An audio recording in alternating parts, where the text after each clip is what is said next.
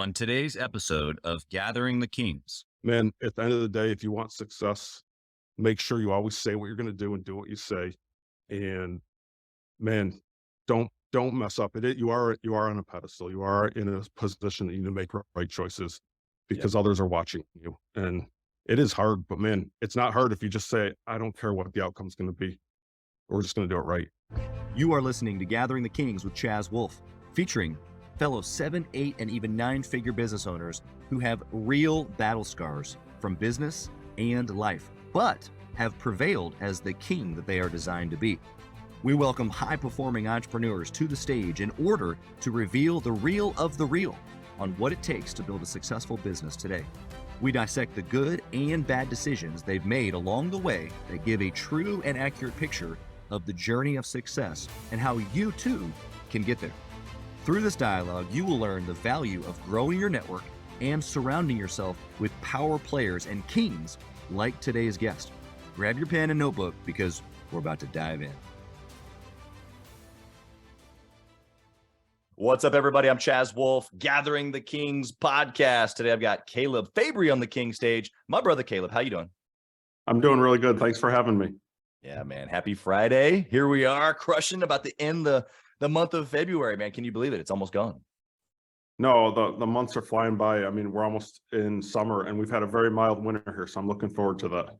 Yeah. Well, I can only imagine in your industry, things change as the seasons change, but we'll get into some of that, I'm sure. Caleb, tell us what kind of business that you got, brother.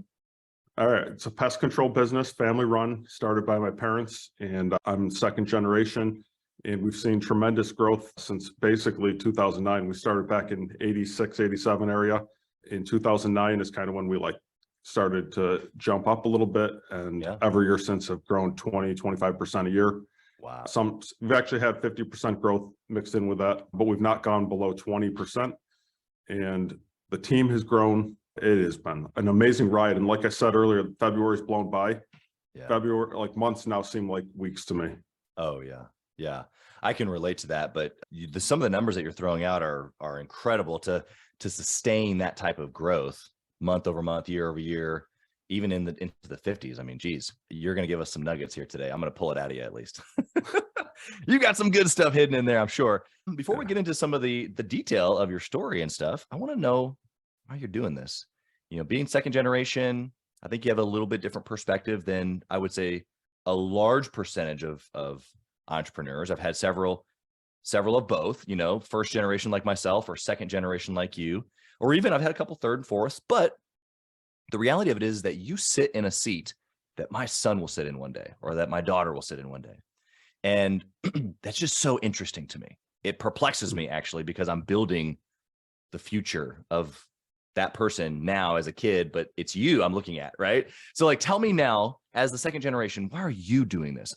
I'm maybe more related to your parents as far as maybe our why and maybe coming from nothing or something like that. But why are you doing this? Why are you pressing so hard? Man, it is exciting. Of course, when you see growth like that, it motivates you even more. Yeah. I guess if we really start way back, I remember the days of jumping in the vehicle with my dad.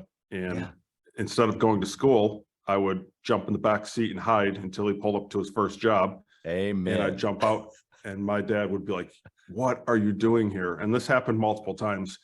And I said, I just want to go to work with you. I want to hang out with you. And at that time he was working for someone while kind of getting his own thing going.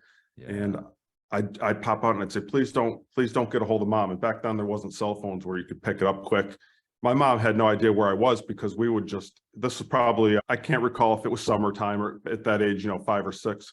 Yeah. We could be out in the woods roaming the railroad tracks or the streets or whatever, the woods for hours before we come back. Oh yeah. And he goes, well, I got to at least give her a call at some point while we're at this location. And so he would, and he'd let me stick around sometimes the whole day, or sometimes he'd have to bring me back home or she'd pick me up. But I had this burning desire inside to not want to go to school, not wanting to hang out with friends. I wanted to be with my dad. I wanted to be working. I wanted to build something.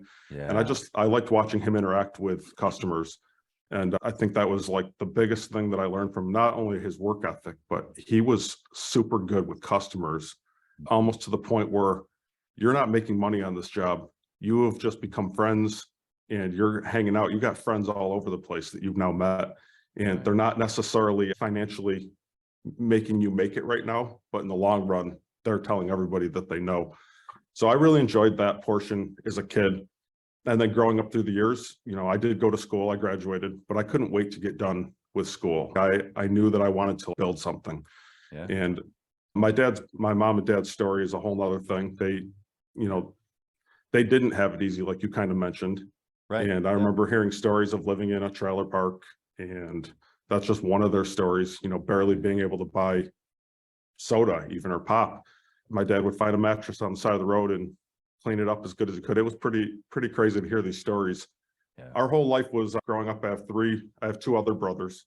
I never knew that we didn't have money growing up all the way through. It's just that my mom and dad supported everything we did. They showed up to our sports games. I never knew that. We didn't, though.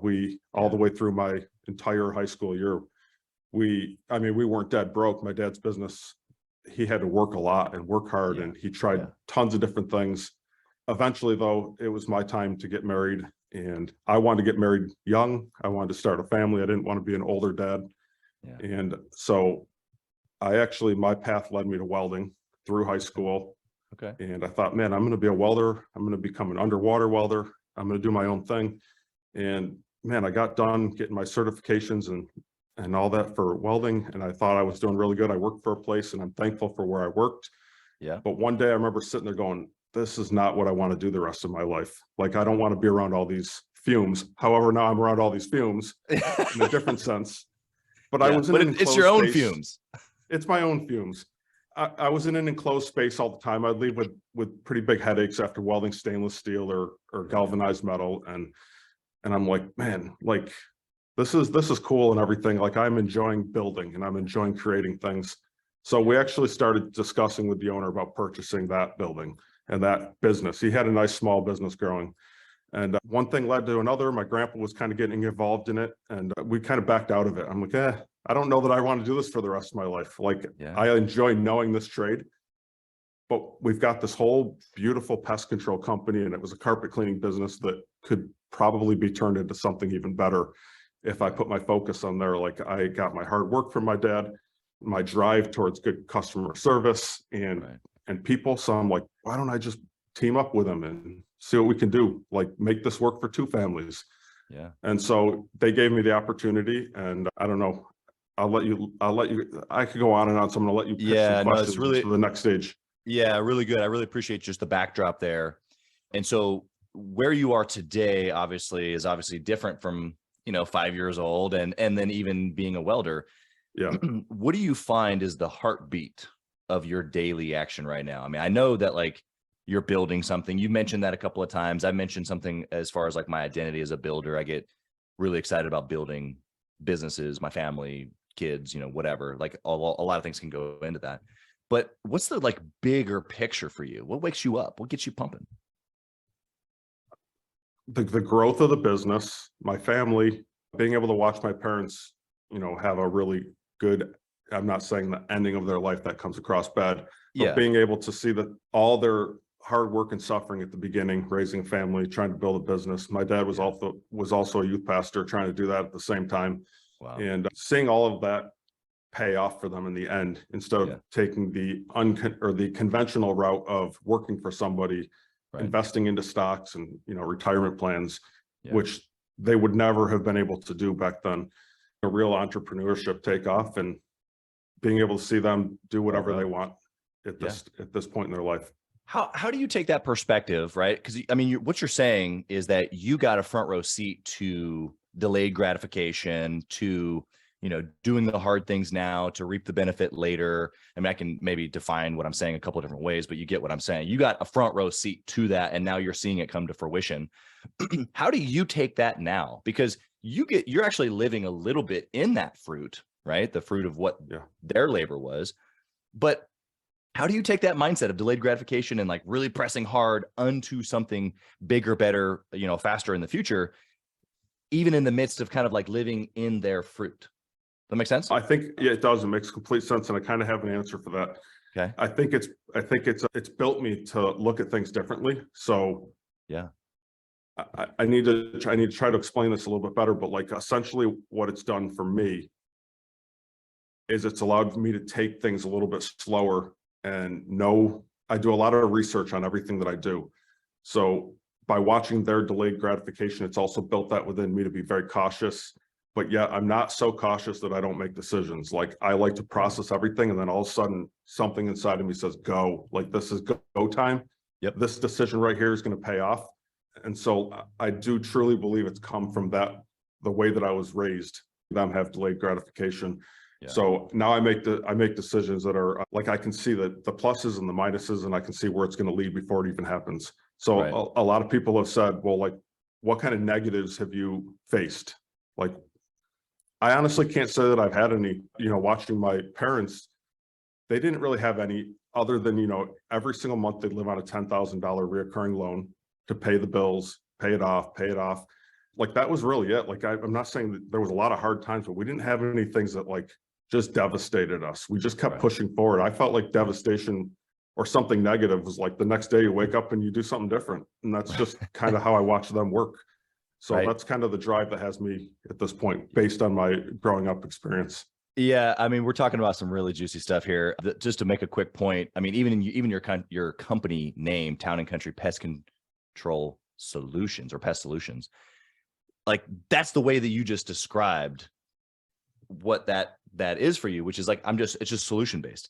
There's no problem. There's just something I need to overcome and solve, and then we do something different, or we do it a different way, or we just try it again tomorrow. And that's a really, really resilient attitude and spirit that you have, which is funny. So I want to point this out to the listener, is that sometimes we can obtain this in our own singular journey, but some of the decisions that we make are so like long lasting that you're now in second generation reaping the benefit of a hard time then, knowing that now you can operate inside of a decision differently. And here's what I mean. The bigger the business gets, the more success you have, the more money you have, the more resources, the more key relationships, the more leverage, which is a lot of this we talk about inside of the Gathering the Kings mastermind. But when you have more of this, it comes down to just better and higher quality decisions that you as an individual make. And then of course your team as well, but you have the ability now to slow the process. And I don't mean slow it down like, delay and overanalyze and over research. You didn't say any of that, but you did say, I have the ability or the covering from the work that my dad did to be able to like look at things in a slightly slower pace, to be able to analyze thoroughly and then make a quality decision and then go. And so we all have to be able to do that. But so if you're a listener right now listening and you don't have the covering of a big business, because that's in essence, Caleb, what you have is like, you've got this covering, where it's like, okay, I can slow down a little bit. I don't have to make a decision today, right? Because the more quality decisions are bigger decisions. And usually they're not like, do it, like it's a little bit more well thought out process, which you've already alluded to. But somebody today is listening and going like, well, I don't have time for that. I'm like, job to job, or I'm this or that. And like, he's more in the experience of maybe what your dad experienced early on. It's like, okay, so you still have to be able to, in that moment, do exactly what Caleb is saying right now, which is slow down, be thorough, make a decision. Now that process for you might be 3 minutes, but inside of that 3 minutes, you still got to do exactly what Caleb's saying. Would you agree with that? Totally, man. Like, so like your example is great, because if I look back at my dad, his cell phone would ring. We had pagers, we had cell phones, and then eventually, but the pager or the cell phone would ring with 50 messages. At 11 o'clock in the morning, he'd shut that thing off. He'd go upstairs to his room and he'd play all those messages, and he'd miss out on probably so many phone calls and so many potential jobs. But watching him, his decision making was like, how do I answer the phones and how do I do these jobs and do it all right? So his was, everything was on the fly. It was on the cuff. He'd lose money. He'd lose checks. I honestly don't even know how we stayed in business because of how crazy his mind was running. And I got to watch that. Yeah. And so being part of that growth and watching his chaotic mind and still be a dad and still be able to be youth pastoring, blows my mind. But it developed me to take something to a next level because of experiencing being around that. So now I do get to do that. I do get to slow things down. And my decisions now are not these little ones that he had to make just answering a phone call. They're way bigger than that. They're actually shaping the new direction of the company each time we make decisions.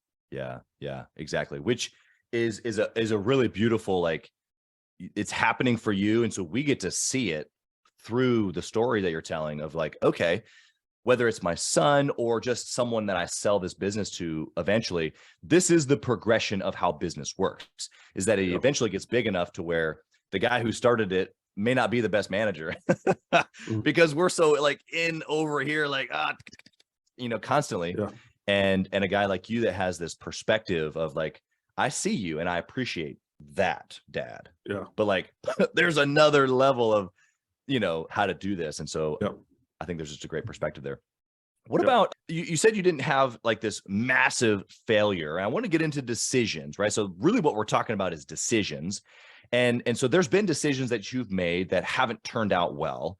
Give us one of those. Give us one of just a decision that's just like, stay away from this and we can learn from you. I'm going to be honest. We've not had a ton of those decisions happen. Okay. A ton of those things happen. But I would say that if I was to point out one thing, finding the people around you is one of the most important things that you could possibly do, finding the right people. So if I look back, I won't ever truly be able to give my parents' perspective on how it was like. I'm sure they could give you failures that they didn't share with me, although they were very open in everything financially with us as kids. We knew pretty much everything. I guess I felt like we did. But if I was to stick it to my own point, finding the right people to support you and be around you and buy into your ideas is probably the most important thing. So when we've had people come in here, I'm thankful for maybe people we've had to let go, but they've helped us do better the next time. They've gotten us to a point that brought us to another level because we had their experience. We've had them around us. Right. Great people. It just, as we grow, we change. And so I would say some of our failures, but I don't really call them failures. I find them as growth opportunities. Would be the people around you that want to keep going forward. I think everybody wants that, but like you have to decide, you're the decision maker on that, like what's going to benefit the others with you by having good people. And you can see what one negative can do to an entire company. Yeah, let's talk about this. This is a really, really important topic. And I have a few non-negotiables. I'm not a patient individual at all. I was going to say I'm patient, but I'm totally not. But I'm patient with people. I really want to work through people, like what you're saying. And so oftentimes we have people in a seat and maybe they shouldn't be or whatever. But one of my non-negotiables is negativity. So I want you to talk into this. You mentioned something small, negative, or you actually also mentioned the desire to move forward. So you grow and change as the business itself grows and changes, the vision changes, you're growing 20, 30, 50% every single year. I mean, there's massive just environmental changes happening every day at the office. And so are you saying that someone inside of the office who's good today may not be good 3 years from now because of all the growth and it's just different? Absolutely. Like so this is again, no cut to my dad. You mentioned it earlier. My dad is a certain type of person, an entrepreneur that can run things a certain way at a certain level and have a certain amount of control, but he may have a more difficult time running 50 people. Right. And his strengths, so he's just an example of that situation. Like, and we've also had different people within the technician side or the office side that were good with a small group, but they're not good necessarily with a bigger group or the big changes. And so like, you do need to put the right people in the right place. And if those people can't adjust with the times or the changes, it makes a huge impact on your business. So they could even be moved to a different spot and it would benefit you. So throughout our business, my dad has had a place. It may not be the grinding and the hard work, but he's like such a good problem solver. And he likes to do what's best for the customer. So those experiences go a long way. Yeah. You're hitting on so many just valuable principles here. I want to just hit this home for the listener. A couple of points. You're saying not only as the business grows, the team grows, but that each level of the business, that there's maybe a different need for the team member to be able to grow themselves to, or maybe just they need to go to a different seat potentially. And so there's this mindset that however your business looks today, whether that could be the actual products or the experience, but it could just be the actual team, but all of that potentially is going to change as you grow. In fact, I would not say potentially, I would say it's probably is going to change. Right. And it's okay that someone today on your team, 3 years from now or 8 years from now, isn't necessarily the best fit. It's not a good fit for them or for the business, or maybe it's just a different seat. And so I think all that's good. We're clear on that. How do you early make sure that you're filling the right seat, or now as you're growing and changing so fast, be able to adjust or recognize when to adjust with that person, move them to a different seat, or maybe recognize that they're no longer a good fit? That's a tough one because at least from my experience, I find out when there's a problem. Yeah. So that becomes, you've built relationships, your friends, even to tap on top of that, my seat changes. I have to be willing to change my seat. Like I realize like how super smart some of the people are that are around me that are working here.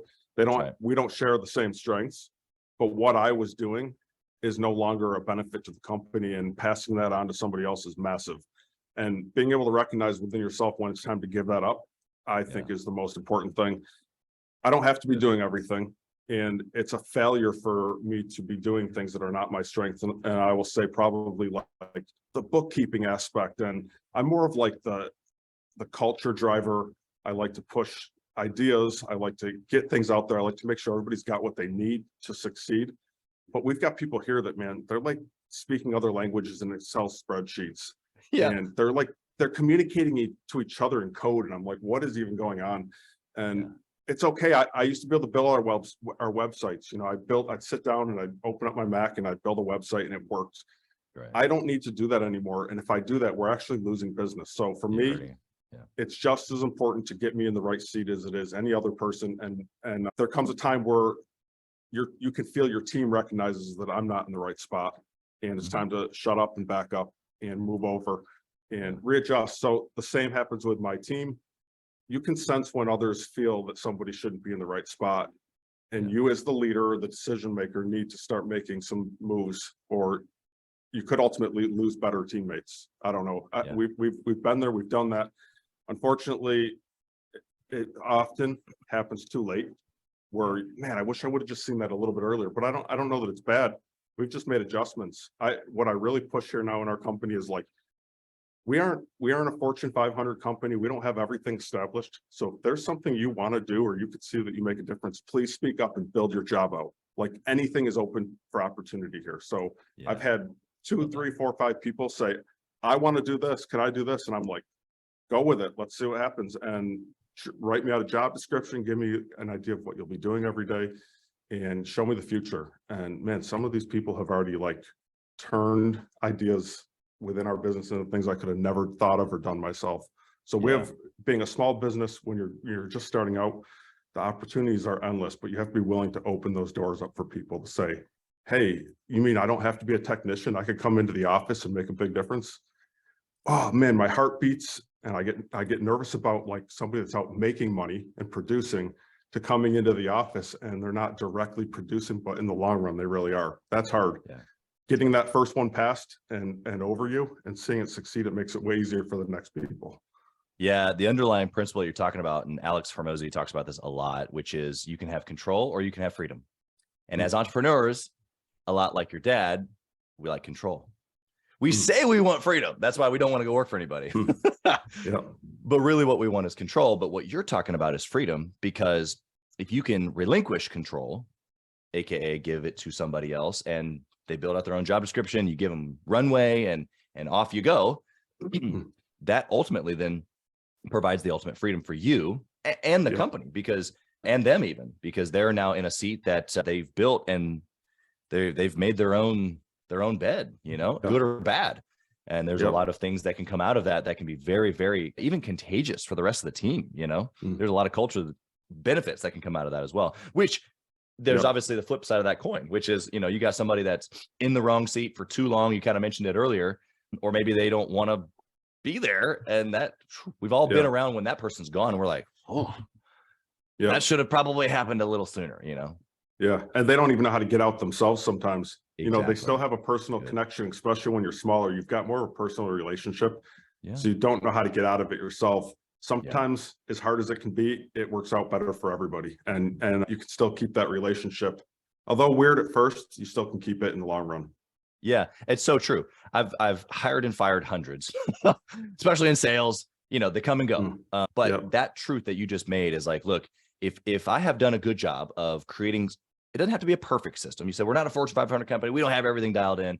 But like, if I can have some sort of a system where I'm going to take you through a process, I'm going to give you adequate training, I'm going to really get in there with you and make sure you've got everything to succeed. You mentioned this a few minutes ago of like, I want to make sure everybody's got what they need. I actually do that genuinely. And we get to a certain point and the performance indicators aren't there. It's not good for me in the business, but it's not good for them either. Yeah. And they're probably just not having a good time. So it's actually my duty for them and for me to help them move on to something better. Yep.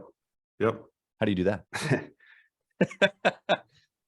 I think that one thing that leads me and helps me make a lot of these kinds of decisions is my faith in God. And I think by having that portion in my life, I truly do believe that my decisions are made way different than you would probably see in the secular decision world.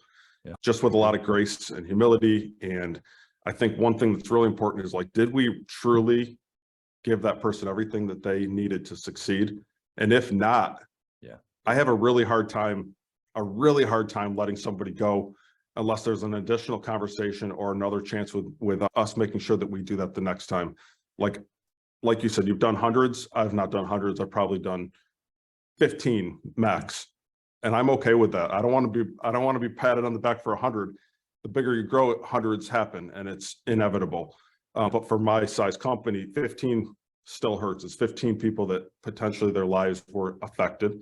I've seen these 15 people though, or whatever number it might be, without even knowing it, it changed their life for the good. Yeah, it put them in a different direction than they ever even needed. And that same thing could happen to me or my parents or any entrepreneur. Something bad could happen in your business. And what are you going to do next? Yeah. Like, are you prepared for that? Sometimes no. And I would say somebody looking back at my dad, he worked for places and he worked at a church doing maintenance and he was a youth pastor and different things. And he had said to the pastor at some point, I might get the story a little bit off because I wasn't there, but I've heard him tell it plenty of times. Yeah. He said, I need more money. I've got a family now. Like, what can I do? And the pastor said to him, listen, Matt, you got to do what's best for your family. So whatever it is, I support you. We're a church. We can't do more. So go do it. And it was like freedom for my dad. He immediately felt like, you mean I can go do more? I don't have to be here. I don't have to do this. He stuck with youth pastoring, but he went and did more. And nobody is tied to anything. That is the beautiful part about being one in this world, or maybe even more so in America. Like, you can do whatever you want and you don't need permission. Just go do it ethically, do it morally, do it with the right intentions, and you'll see success happen. So I don't know. I guess my faith is what leads me to lead and direct this company. It's very important. Yeah. I agree with you. I would say the same grace that comes from our faith that we are able to then extend to people because we were first extended grace, right? But I can look at those scenarios and I can think of people that I've had to let go that I've kept a relationship with, like you mentioned, and had those moments where they've come back and been like, dude, thanks. I really appreciate you giving me the boot, like, because of all the things that we've been talking about, which is it's not good for either of us. And if I can give them the freedom, like that pastor gave to your dad, then it's actually like their ticket to where they actually need to be. And I'm just holding them back. And so I don't want to be responsible for holding anybody back. And it's funny too, because in those environments, it's the other people who aren't involved that have a negative connotation. So like when in this, company that I'm referring to years and years ago, when I was a sales manager and hiring just gobs of salespeople, I had a bad rap of being that guy that would fire quick. But everybody on my team didn't think about me like that because they knew I was in the freaking trenches and I was going to give them everything, like you mentioned. And I wasn't going to let anybody go until they had all of me. And usually if they had all of me and they were the right fit, they were freaking winning. And that's why we had the best team.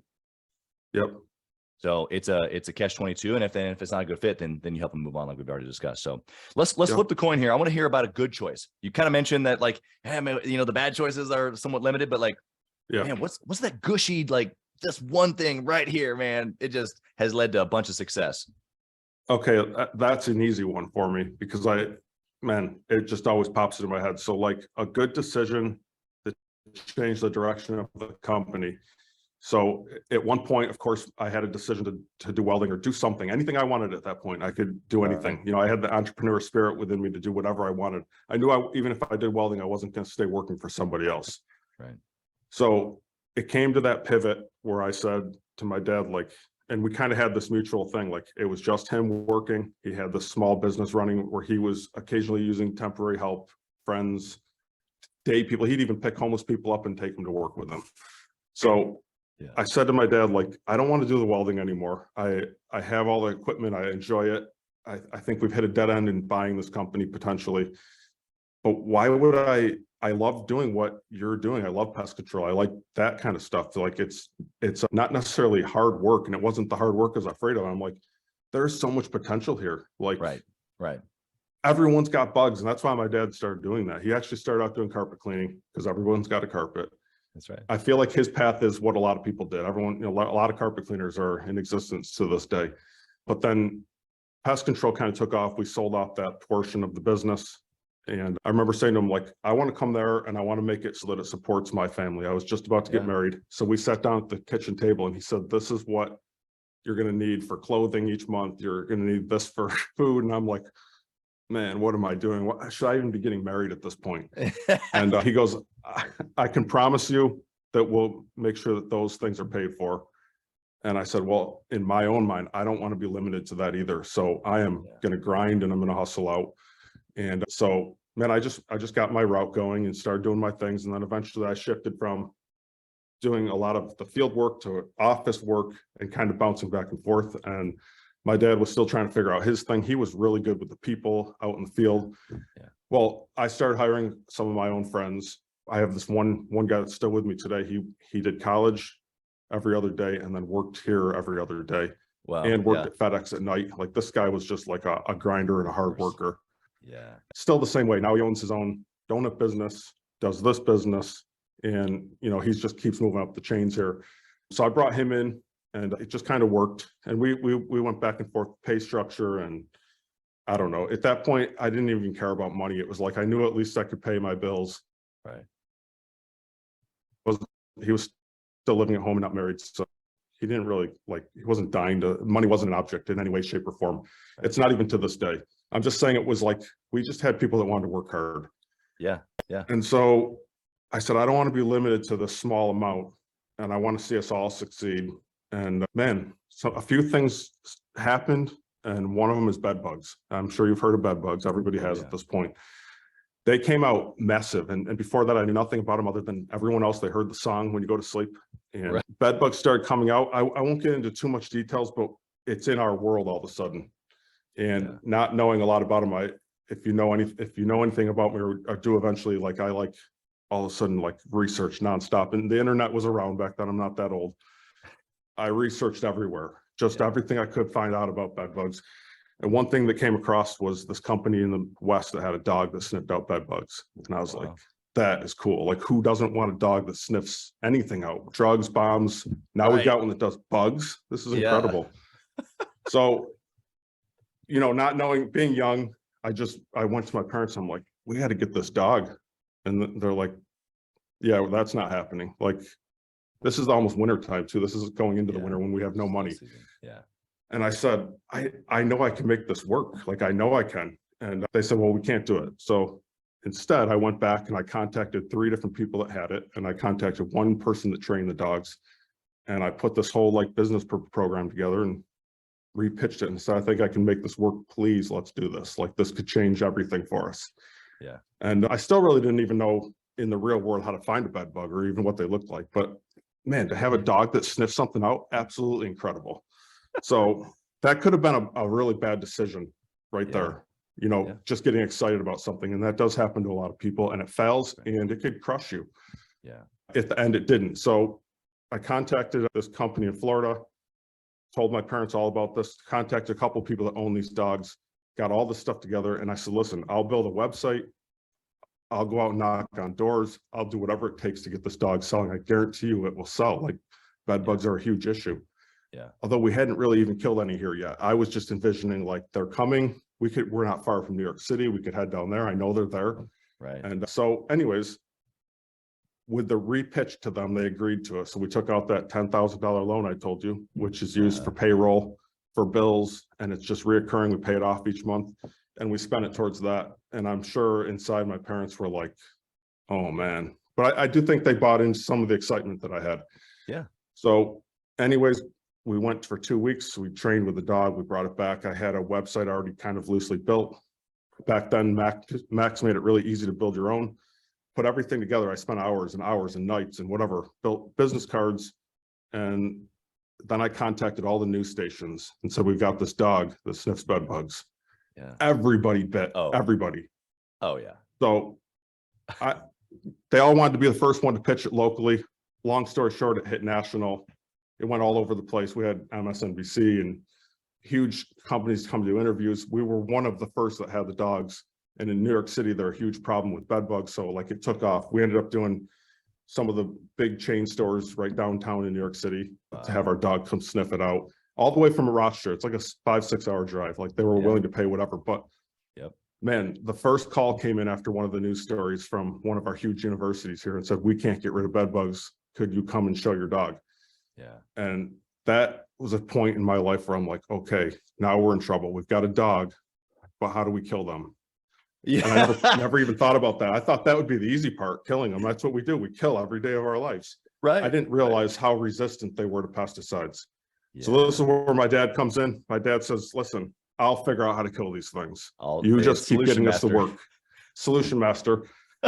So we met this college with all these big executives, and they also had a property management company that had tons of properties around us that managed some of their properties, their dorms and things. And man, we had this little wheel that had all these different scents in it, and one of them had a bed bug, and we had vials of bed bugs. And this dog found it every single time we'd spit it. And then I had one of them take it, hide it. The dog went around the room and found the bed bugs. I'm like, this is unreal. Like, I am not qualified to be standing here in front of these people. Yeah. I feel like one of those, I feel like I was one of those like old time car salesmen, or not car salesmen, but like they had the little medicine that they drive around town to town and sell something that was fake. I almost felt that way. And part of it was because we didn't have a solution necessarily to kill them. Sure. So anyways, long story short, we did find the solution to kill them. Yeah. And we did get a lot of accounts, and everything has worked out beautifully. Like our first year, it got to the point where me and my dad were butting heads constantly, because here I'm bringing in all this work, and we're not really set up to handle it. Like we're sending out a lot of promises, but one thing, if you know about us, we do what we say we're going to do. So we did get these accounts. We had battles. We had budding. My dad would hire people I would never hire. And looking back, it was really because I didn't have anyone else to hire. So again, thankful for the people that he brought on board. Yeah. And a lot of them did work out. But anyways, man, we killed a lot of bed bugs in our days, and it got to the point where we no longer could use this dog. One single Jack Russell Terrier that was the most annoying dog on earth. But I owe this dog a lot. And this dog changed our life in that direction in the pest control world. Yeah. But I would say that like the teaming up of me and my dad crushing bed bugs, and then building off of that, like, oh, we don't have to just be bed bug experts. We've now got the opportunity to do everything for these companies. So let's start pitching that. And we ended up hiring our very first salesman. We're not a sales driven company. We never have been, but we had a guy that unfortunately went through a weird situation, a place that he owned, and joined our team. And man, this guy's just started knocking on doors. It was almost easy for him to sell with his experience, but having a dog that could walk in. We were, man, the story is so huge on this dog and how it changed our life and where it got us into, that I could go on and on about it. But let's just say that it got us into a lot of commercial property, and essentially we were all residential. We've now flipped 65% commercial. Yeah. So commercial for us is like, it's game changing for our business and growth. You know, the residential is something you're always thankful for, but it's not very consistent work necessarily. Residential is consistent, or commercial is consistent. They want you monthly, they want you quarterly. It's just always coming in. They're generally pretty good for the money. But now we're able to grow. Now we're back focused on our residential growth and building that out, because our commercials just keep growing. And I will say that starting out and watching it change, it was the people that we hired that changed our whole life as well. all of them were in on it. Like, it's hard. I look back now and I'm like, why did they do this? Why did they work so hard for us? Like, what was in it for them? I know they got a paycheck, and a lot of them were like, I'm not going to do this for the rest of my life. But some of them are still here. Yeah. And, you know, I've got this one guy, mission. It was the mission. Like, they bought into it. Like, they saw the passion between me and my dad. And a lot of them were my friends or my brother's friends. And several of them still work here to this day. And they feel part of the family, the team. They drive the culture with us, and the culture is what now pushes us forward. We work really hard at trying to make sure that you never want to just be somebody that everybody just likes, but we want them to love this place. I realize we're not a church. Sometimes that's hard for me. We have a great opportunity out there to have a mission. But you know, every time we start seeing some of the outside circles come in, there's certain ones that can destroy that culture so quickly. That you've got it. If you're stronger on the other half, it pushes it back out and it changes people. I've watched people come in here that I'm like, this was never going to work out. It's amazing how instant they turn off their language, the way that they speak, the way that they communicate to customers. Instant, just watching others. They want to be around people that are good. That they thrive. We all thrive to be around people like that. And so, if we have a strong culture, we're watching that happen. So anyways, that's like our turning point. That's our good side of the story. Now we do it all.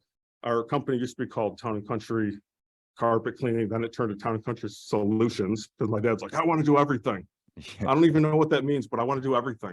And so we were literally doing everything. Like pest related carpet, it didn't even matter. We would knock down fences.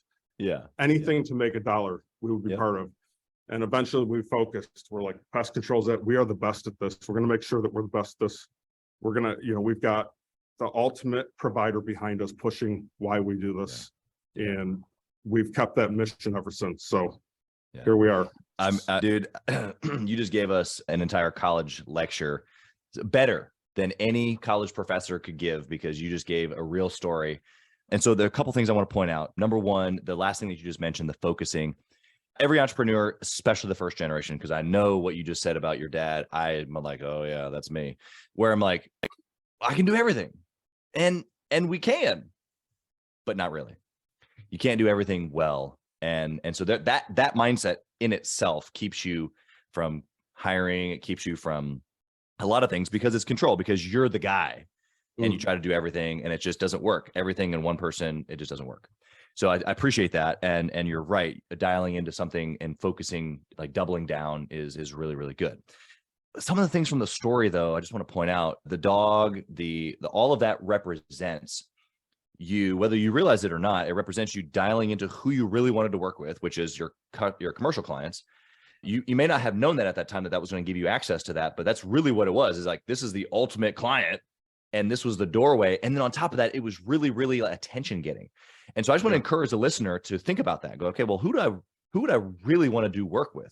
Like, if I could just pick who would be the best ideal client for me, and then what is something that I can do to grab their attention, be on TV, social media viral, what like whatever that equates to, it doesn't really matter to me, but you need attention. And the dog, I mean, you didn't even know that you were doing it, but I mean, everybody's like, yeah, that's awesome. It was the same feeling that you got, because you were like, dude, it's a dog that sniffs out. I mean, yeah, that's awesome. So sometimes you kind of have to just kind of go on those gut instincts. And I loved how you said earlier that it could have gone completely like a bust, and it could have been a completely different story. But it wasn't. It wasn't. You went with the gut, and you got some attention. That's why it wasn't a bust, is because you used it. That was one of those keen decisions that I heard you say in there. Is I called the news stations, like, how can we do things like that, you know, as entrepreneurs? And so I'm going to just encourage the listener to do those two things: find the avatar, and then find a way to really get attention. What were you going to say? I was just going to say, like, so it's always funny. You don't know why you're making decisions sometimes. And then you can look back at it like you do today, and you can say, man, you had no idea why you were doing that, but you would do it again because of this. And a really good one would be the news stories. I never really understood how they worked. Once I understood how they worked, they aren't just out there like running across stories. Like, they're not just out there. Like, they're not like, oh, we got like 20 people walking around hoping something happens in front of us. They literally need something to talk about every single day, or sometimes twice a day. And I'm like, it finally hit me. we started using the news to our advantage all the time. Pest is a huge issue with residential, but residential owns properties and they own commercial buildings and they work at commercial buildings. Right. And I'm like, they need stories. Why not be the one to tell them about it? So, originally when I first went in, I found and copied every person's email address that I could find in a news station. And within seconds, people were already emailing back, oh, that's really awesome. When can we meet you? When can we do this? And so we've done that over the years with everything. So it wasn't just bed bugs. It was whatever's out right now, whatever bug is out right now, we're making the story for them because they need stuff to talk about that's interesting. And in our world, everything's relatable and everything's interesting to people. So if I would offer up anything, use the news to your advantage whenever you're creating some new product or some new business. Somebody wants to tell the story. We were fortunate to have these like one stations local on cable that would just play the same news all day long. I'm not kidding. I'd go in from I'd leave in the morning, I'd see our story on. I'd go into, I remember walking in and getting my brakes changed. They had that same channel and it's like, oh, there I am again. Or there's the company or wherever we are. And it was playing 24/7. And then 3 months later, they play the same thing over and over again. These news stations are free, they're free avenues to getting your stuff. You just have to have something interesting, or you at least have to pitch it in an interesting way. So I never understood the news like that. Now it makes sense to me. Yeah, it's so good. It's actually the way awards work also, is that you don't just someone doesn't find you for a business award. You go apply and usually pay a fee. But that same mindset is these outlets, awards, news, whatever, they're there, but it takes us going and saying, hey, I got a cool story. Same thing. Yep. Love it. Okay, let's go to our speed round here. I mean, we've just been in some really, really thick stuff. I love it. First question in the speed round is, if you could only pick one metric to track inside the business forever and ever and ever, what would that one thing be?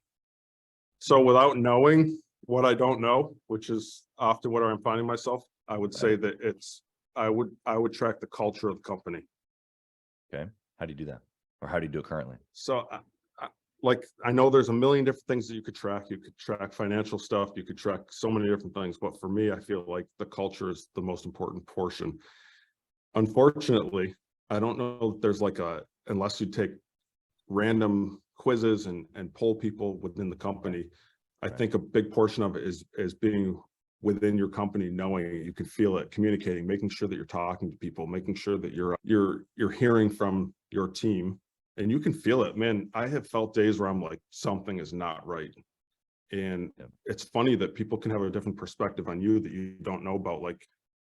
I may have a certain routine that I do every day. And if I break that, people notice and they're probably like, man, what's wrong with that guy today? That stuff can happen. I do that to others. I'm like, something's just not right about that person. Yeah. So at this point in my life, I try to be very in tune with my team, and I try to pass down that to the others, and to make sure that your team is being fed and they're being listened to and they're being heard. When we've not done that and we have felt it, man, you can see it happen. You can hear the team talk, you can hear rumors. I think it's really important to keep team culture going, because the team is what's building this business. Yeah, 100%. Love it. What book or resource would you recommend for a business owner trying to grow? Starting out, one of the books that I mean, besides my belief in God and our faith, the Bible is my number one direction. Hearing my pastor, listening to messages throughout the day. Yeah. I would say the book, though, that really had a big impact and still does, and I recommend everybody in here, I've even incentivized reading it, is How to Win Friends and Influence Others. Yeah. And it all comes down to communication and, man, how you treat others, whether it's your customer, your employee, somebody that you work with, a close friend, or even my own spouse. I tried that book on my wife, and I was like, I can't change her. She'll never be who I desire her to be in the way that she might act and stupid things. And I'll never do exactly what she wants. Yeah, exactly. But what I found really interesting by using this book is that I can change me. And by me changing me, it changes somebody else and how they respond. So it's just like how I mentioned the culture.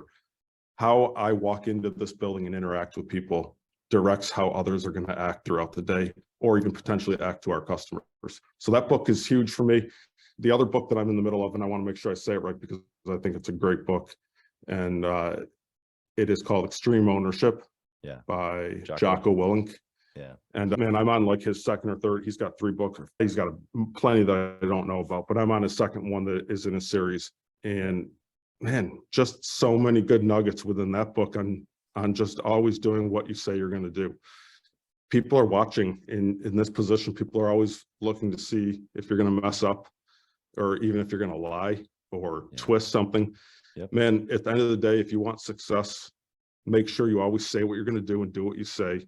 And man, don't mess up. You are on a pedestal. You are in a position that you need to make right choices, because others are watching you. And it is hard, but man, it's not hard if you just say, I don't care what the outcome's going to be. We're just going to do it right. Yeah. Yeah. The value of excellence, going to do it right. Also, too, just to add another layer there for the listener, authenticity. If you're authentic, then you don't have anything to hide. And so you don't have to worry about later covering up something, you know? Oh, it's so freeing. Yeah. Yeah. Because we build a history. Yep. Build a history. And people know. In fact, I just did a little sales training seminar earlier this week. And the guy, he has a great business now. But we sold things together years ago. And he was like, the one thing I remember about Chaz is that, we would give ratios, you're going to get this type of result. But he would always lowball it, like over honest. And it's like, well, because if I can make sense out of the lowball, then they're going to be really, really happy with me. And it's just real. It's just real, whether it's advertising because we were selling leads, or whether it's, good expectations for a new person coming through, hire a salesperson. Hey, you're gonna make 300 phone calls a day. And 2 weeks in, you're going to get a little tired of that. Yeah. So why don't we just talk about that now before I hire you? Like, are you going to make it through? You get what's going to push you at the moment? Like if you're just over honest, rather than trying to like get them to get in, like, I'm just going to like, here's what it is. And that'll help. What do you think about intentionally networking or masterminding with other entrepreneurs? Okay. So this is a really good one. Again, you don't know me very well yet, but I'm a very huge introvert. So once I talk about something that I love, you would never know that. So like there was a day that I never feared being on TV. I never feared giving presentations. When I talked about bed bugs, it would just shoot out of my mouth like it was like my language. Never feared standing in front of anybody. But I think this goes for anything. When you're talking about something you're not super confident about, for me, I just don't want to stand up in front of anyone. I would rather die, literally rather just fall over and die. So probably about 2.5, I don't know, it's been 2 or 3 years. This one guy that does some of our marketing, he's in this pest control group. Yeah. That's just pest control owners, or maybe they could be higher ups in the company, executives. Sure. And they're non-competing companies all around the United States. And I remember him inviting me. I'm like, I'm never going to that, never. And this is only 2 or 3 years ago. We're already successful, but now are we even successful? Like, I feel like I'm chaos sometimes. Yeah. And he said, just come. He's like, I know you don't know me too well. You know me pretty good. And I was like, I'd rather die. I'd rather die than show up in front of people that appear to have successful businesses. Right. Well, I went and I brought my wife, and I felt more comfortable having someone at least that I knew. And it was interesting because she was the only female that would show up into these meetings. So it was kind of awkward for her as well. Yeah. But she came, and people even changed there a little bit, just slightly, because she's a female in the group. It kind of messed up the flow. And here I am, the new person. Well, they interview you, they get to know you. There's probably 15 to 20 guys in there, dominating personalities, I would say. Yeah. And at the end, they vote whether they want you part of the group. Like, will you bring value to them? Yeah. And they said, all right, you got to go out of the room. We're going to talk about you for a little bit and discuss if we want to move forward. And they take an official vote. I'm like, dang, this is weird. Like, you already invited me here. Why are we doing this? So anyways, I jumped in, and it took me a little while. They did vote me in. And the reason that they voted me in, from the piece that I could bring, and that can always change, was the culture portion. Yeah. We're huge into videoing, photoing, like photographs, and documenting our team and our story. And it's all over YouTube. And a lot of them, they weren't into that. They didn't understand that. But my dad actually was super into like videoing everything. He's got years worth of stuff that'll never be shown because he didn't know what to do with it. Yeah. But we do get it out there, and we have two media people right on site that work, and they build our story, and they're sharing weekly episodes of our story. And and we've got old videos that have just taken off.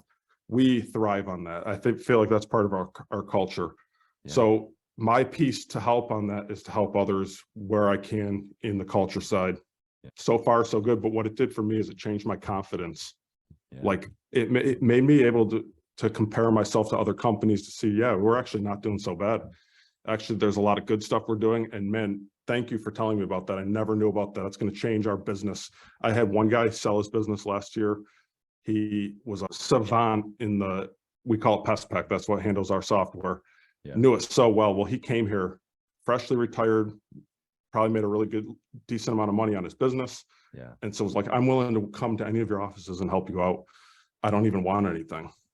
I'm like, this is like an opportunity of a lifetime. So he came in. Yeah, sign me up. I was the first one. Sign me up. Please come. You can come whenever. We use the same program. He came here and got us set up on one reoccurring revenue standpoint that has blown out of the water. And wow, without him coming here, we would have never had that opportunity. Without that networking group, it would have never happened. Yeah. And he got to firsthand come and see our culture too. So each we meet twice a year. We go and visit in a city where that company belongs, and we visit their office, which is also like mind blowing to somebody. Like, you only know your own little world. You usually don't go into your competitor's office here. Right. So to be able to see how they run things, how their team functions, how they interact with their teammates is like some of the biggest takeaways that I've ever seen. So being an introvert, I found my place in that small group, and I see the benefit tenfold by joining it. Yeah. Wow. I don't know if I've ever heard a more valuable or well thought out answer to that question. I mean, I've interviewed, close to 300 people on the show, and obviously everybody is, you network and you mastermind, like you just do it. It is part of business. And it's funny that you throw in the introvert thing, because believe it or not, I am as well.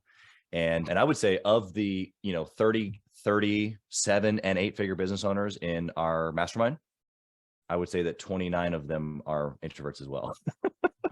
Man, that's crazy. It's funny, and I don't know if that's real or not, but it's a large percentage. And here's what happens is that you have this very, very sharp individual, a big personality, if you will, but not necessarily an extroverted personality. A dominating personality doesn't always have to be an extroverted personality. And so you have these very, very high achievers who come together who are pretty straightforward. And yeah, we can get conceptual and we can talk about big ideas, but then it's also like what you said, which is a little bit of the intangible piece. Like you can't know that you were going to meet that guy and he was going to come to your office for free or whatever. And it's like, well, I met that one guy and he gave me that one little piece of nugget. Or in our circumstance, it's a lot of times I meet a guy and he introduced me to someone in his connections.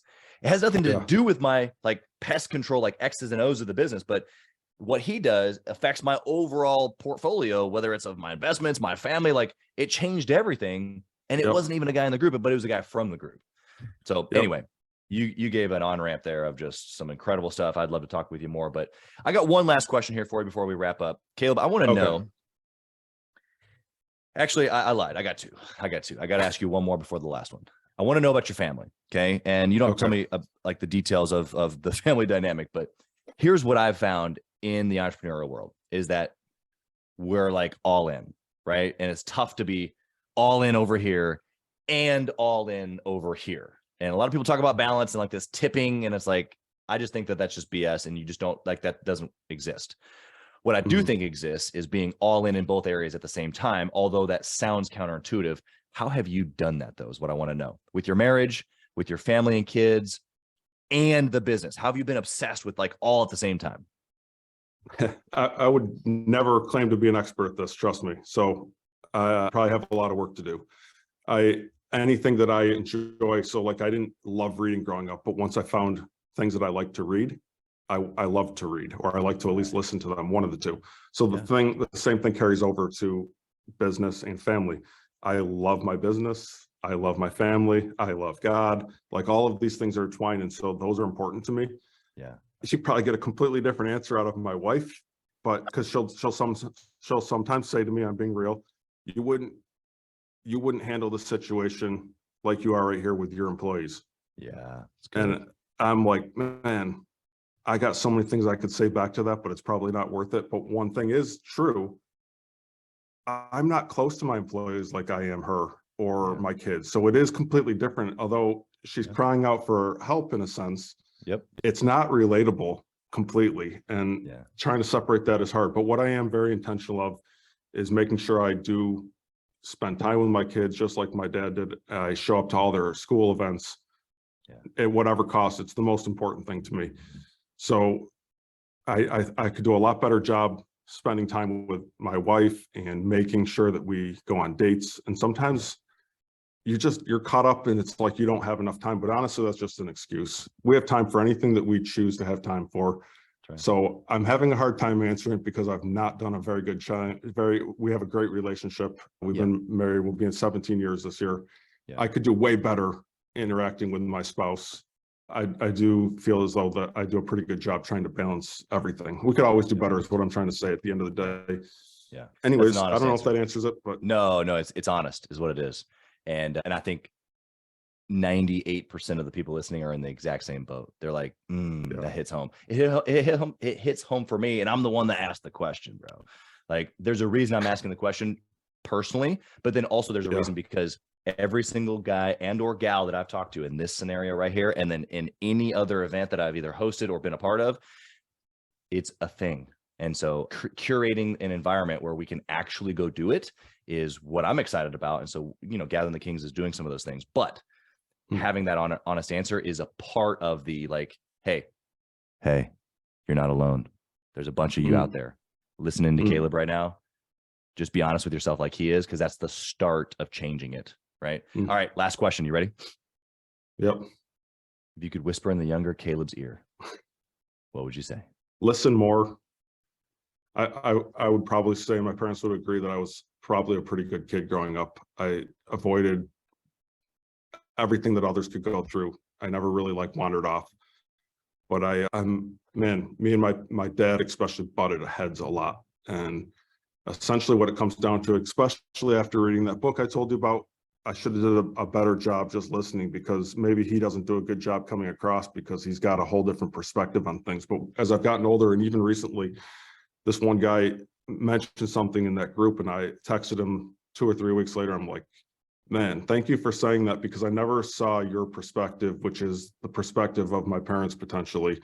Yeah. And it gives me a whole different outlook on this. And he wasn't even talking to me within that group. It was to somebody else.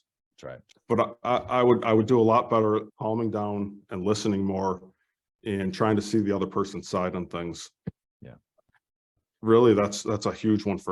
I can apply that to any part of my life probably. Yeah. So I do think that I always tell my wife this, like, we got to listen more. People don't care about our story. They don't care about what we have to say. So listen to theirs. That's what people care about in any setting. And so it has been a focus in ours. I don't know if a woman's a woman. Sometimes they got a lot to say. So I can't really stop that. But I do say that, like, and she'll agree with me. She's like, I could do a better job just listening, because she says I'll catch myself not intentionally trying to top a story, but it's just like trying to have a conversation. Yeah. People don't care. They don't. Like, they care about their story. So ask them, ask questions. You learn a lot from people doing that. Yeah. The other thing, I know it's a little unrelated to that question, I would say that what I've been telling people a lot lately is this business here, I want it to be a tool for everyone within it to do what they want to do. Yeah. It may not make all their dreams come true. It may not be the wealth that they're seeking, but allow this to be a tool to do the next thing. Don't let this be your end all. If this is a way to go on a trip, or a way to get a mortgage on a house, that's like a huge win. That's what keeps me driving, is watching families grow out of this business. Yeah. Nothing better to see, oh, we just bought a house. And I'm like, you're the only one working in your family. That's incredible. Like, that's awesome. Like, that's a great feeling. So that part of the business is huge. And the other part is, man, you want to go on a big trip? Let this be the tool to do it. Yeah. We're working together. Allow me to hear your story, hear what you want, and let's see how we can make these things happen. Or you do so well here, move on to the next place, start your own thing, like whatever it might be. Like, I always want to be there for support for you. You've helped me. Now I want to help you anywhere I can, whether it's here or onto something else. So I think that's huge. That's what keeps me really driving sometimes, is just knowing that we're actually helping those within and ultimately helping everybody around us. Yeah. Yeah. We talk about in Gathering the Kings, this transition from warrior to king. And in the transition to king, it's mindset. And in like, if you think about a literal king, there's just so much more responsibility, so many sections of the kingdom, right, that now fall onto this one person. And that's exactly what you're talking about, is that when you realize that it's no longer about you, it's no longer about the singular battle and you surviving, but it's about a bigger picture. Your team, of course, the families of your team, your family, the community, your church, like the clients, family. I mean, there's just so much impact when you really take a step back and you're like, wow, what I do, and then what the people around me who are influenced by me, and then who they influence, it's a big deal. And to a lot of people, some heavy weight. But guys like you and I, put it right here. I'll take it. Yeah, I'll carry the weight. And that's what you're talking about. It's like, man, that's why it gets your juices flowing, is because you're a king. And that's the mindset that you have. So you've been incredible here today. How can the listener find you? Number one, if they're, needing pest services in the Northeast somehow, some way, and they're connected to you, or they have family, how can they find you that way? But then also, if they're an entrepreneur, they want to pick your brain, where can they find you? It's pretty easy to find us because we're pretty social. I myself don't post a lot, but the company does. You can find me personally on probably Instagram and Facebook, but for our business, all you got to do is Google Town & Country Pest Solutions or Town & Country Solutions. Same on YouTube. You can find us there. We're pretty much everywhere. So it'll pull up somewhere on Google or any of the search engines. Yeah, perfect. Website, whatever it might be. Yeah, we'll put all that in the show notes, make it easy for people to be able to reach out. But dude, this is a little bit longer episode, but I mean, full of freaking nuggets, dude. And I think that the listener would be misplaced if they didn't listen all the way through, and probably even go back and listen again. So you just pour it out from your heart. I appreciate that. Blessings upon your family, your team, the whole deal. Thank you for being here, brother. Yeah, thanks a lot, man. Thank you for listening to Gathering the Kings today. I hope that you were able to pull out a few nuggets to go apply into your business right away. More importantly, though, I hope that you're realizing that it takes more to be successful than just being by yourself, doing it all on your own, carrying the weight all by yourself. What I have realized, not only in my own journey from multiple businesses and multiple different industries, and now interviewing literally over 200 or 300 other very successful 7, 8, and 9-figure business owners, is that it's tough to do it alone. And so Gathering the Kings literally exists to bring together successful entrepreneurs. In fact, we are putting together 1,000 kings, specifically, who are grateful but not done. We're intentionally assembling kings who fight tooth and nail for their business, family, and communities. And here's what we believe, that in the pursuit of excellence in those areas, that it ignites within us the responsibility to govern power and forge a lasting legacy. So if that relates and resonates with you, and you know that you need people around you, sharp, qualified, other very successful business owners, I want you to go to gatheringthekings.com. I want you to take a look at what we're doing and see if it makes sense for you to be part of our pursuit to 1,000 kings. Talk soon.